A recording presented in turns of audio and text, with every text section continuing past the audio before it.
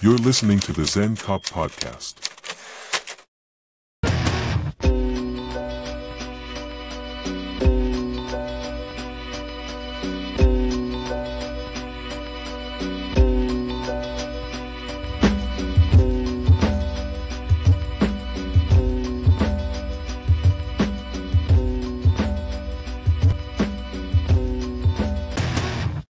Guys, welcome back. Mac Rollins, Zen Cop here. This is the Zen Cop Podcast, Season 2, Episode 13.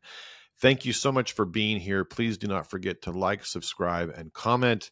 I know I say that a lot, but it does make a big difference for me and allows this to gain more traction and allows me to reach more people. So thank you for listening. Thank you for reading. Thank you, everyone. I really appreciate the feedback and a lot of the messages I've received over the past, I don't know, however many months. It's just been awesome.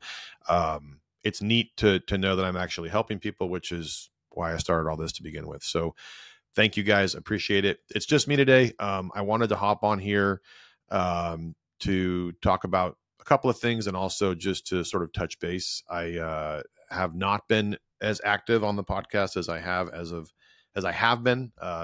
I'm probably going to reduce it to bi-weekly. That's not in an effort to phase things out at all. It's in an effort for me to create better content and allow a lot more effort to go into each episode and stuff like that. And I was doing one episode a week, which was fine. It's sort of become a little bit much with work and all the other stuff I have going on. So I think every 2 weeks is manageable. I have a lot of fun guests in the pipeline, and I will also be a guest on a variety of other shows planned over the next few months. So all that being said, I would probably feel more comfortable operating on that speed. So I would say every 2 weeks we're going to be dropping something. So anyway, the topics and the things that I talk about are going to vary in nature. And one of the things that I do intentionally is I will pick a topic or pick a speaking point based on something that happened or, just a topic that is affecting people nationally. And then after I do the episode, I'll sort of keep tabs on that issue and then sort of revisit it to see if it's still relevant. Is it a problem still? Has there been a solution? Stuff like that. And one of the topics that I've talked about frequently on the show and also the blog is the issue of violence among the youth. And I guess in a sentence, it would be specific to gun violence among the youth of America, specifically in the inner cities and specifically with children. The adult definition, right? We can agree that 18 years old, after that, you become an adult. Fine. I say the word kids because it's encompassing kids in their early 20s all the way down to 10 or 12 years old. And that's 10 or 12-year-olds with firearms. And that has been a growing epidemic. I would say growing frequently and growing in concern in terms of not only is it violence, but it's violence with tools that should be nowhere near children of that age. And this is also a kid/parenting topic of conversation because we really can't have A without B. In order to have a out of control child, you must have an irresponsible parent. And there's just a whole new level of complete disregard for, I would say, public safety and just a new escalation in kids that are sort of just doing and saying things that I don't even think you would think it was satire. If we brought the issues we are facing today with kids and you brought it back, even 10 years, the average person would just say, no, this can't be real. This can't be where society is. And unfortunately, yes, it is. It is where society is. And that's where we are right now. Where it goes from here, that's the scary part for me. How much worse can it get? How much more blatant disregard for human life? How much worse can it get? There's all kinds of things that we see on social media involving random acts of violence. A lot of it is social media based. So if we were to explore, well, the why, right? The why, I think, is a collective answer because it involves a bunch of different things. But I think primarily the why is going to be a combination of how it makes them feel, and then sort of a social status, how cool can I be, which is normal. We've seen that for forever. Kids have always been doing stupid things to impress their friends since the beginning of time, because we want to be appreciated, we want to be cool, we want to be liked. But as we see this very, very sort of extreme version of that, we are seeing kids trying to essentially one up each other. And a lot of the random acts of violence, I would say, are more than likely associated to that. That, or just the complete disregard for personal space, and, essentially a complete lack of respect for the golden rule. And if you combine that with the lack of supervision from parents or guardians, whatever the case may be, you're going to eventually develop a very dangerous society. And a lot of the inner cities right now are dealing with a variety of issues. The sideshow stuff, those can turn violent. There's just a variety of things that are happening where it's not just kids screwing around anymore. It's escalated to a new level of behavior and violence that unfortunately has to be mitigated with some form of violence as well. So people get weird about that word, violence, action, whatever we want to call it.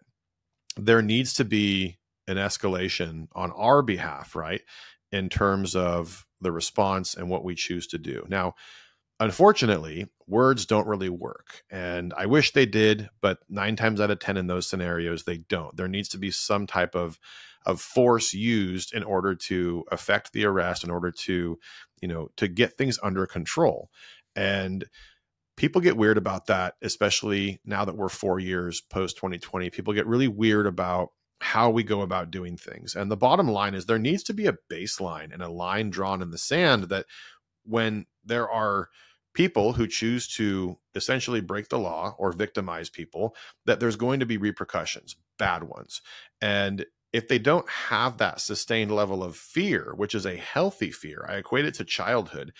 You should always have a not a fear, but a sustained concern for your parents if you were to screw around, get in trouble, or do something wrong, right? That's a healthy thing to have. If a child doesn't have that structure, then it's going to make for a very interesting household. And it's the same attitude on the street. When you have criminals and you have people who are supposed to keep law and order in check, well, there needs to be some sort of consequence for actions. And as of late, we have reduced a lot of these consequences by a large margin. Sometimes they're not even existent, and the criminals are literally emboldened. In some of the East Coast cities, we are literally seeing zero prosecution. That's even the wrong word to use. Zero enforcement, right? That's prosecution would imply that there was some type of legal recourse, but that doesn't even exist in some cities right now. And juvenile law, if you're in a state where that is not on the table, California is one of them, there's almost no repercussion for anyone under the age of 18. Now, I get it. There are arguments that can be made, because yes, sometimes there's just kids being kids doing stupid stuff, and that's the way it is. But if we have an egregious crime or even something that could escalate, right, and there's no repercussion, and that's just going to, or we're going to assume that there's something happening at home, in cases where there's nothing happening at all, well, then the kid just goes, okay, cool, I can go do that again and nothing will happen. And usually they're right. But it does taking them being caught, right? That's the other part. And with a reduction in proactivity, there's all kinds of things that are going wrong right now. When I say that the problem has multiple issues to tackle at one time, I mean just that. We can't just take this one problem and say, cool, one problem, one solution. No, it's one major problem with 10 different things that we're going to have to do at the same time in order for it to be effective. Now, with kids specifically, those 10 things are so important. We can't short stroke it and only do 2, 3, 4, 5. We have to do all of them at the same time so that these kids end up having some type of reaction or there's an effect that comes with it where they can change their course of behavior, hopefully, and have it stick. And with kids, 9 times out of 10, personally, the way that I've seen it on the road is that there's a complete lack of parental structure, more specifically father figures in their lives. Oddly enough, when I was working with our homeless outreach team, I started to actually keep track of the data, and I started to sort of dig deep and ask them questions about their childhood or their upbringing and just sort of who was around and who wasn't. There was an alarming amount of homeless people who were adopted, and almost exclusively, none of them had a father figure in their life. And they were raised by a parent or guardian. Usually, sometimes it was like an aunt or something of the equivalent, but the most consistent thing I saw was there was no parental structure available and specific to that of a father figure. So if we were to look at all of the more recent issues that we're facing with kids, I would venture to guess that almost exclusively that would be a huge problem that they were facing right now, but more so when they were younger, because we're dealing with kids that are essentially young adults, and the majority of all that structure starts when they're very young. And structure can start, that the whole thing about first five, that's a real thing. I think it's a very real thing. And for those unfamiliar, the first five is essentially the most important years of your life as you develop into a human, right? You're going to start to have all these, things that are going to stimulate your brain, and you're going to develop into a version of whoever you are based on those first 5 years. A lot of these kids probably didn't have great ones. And so now, as they're entering adulthood, they have all of these things in their head that they think is just normal, and this is the way we're supposed to act, and they couldn't be more wrong.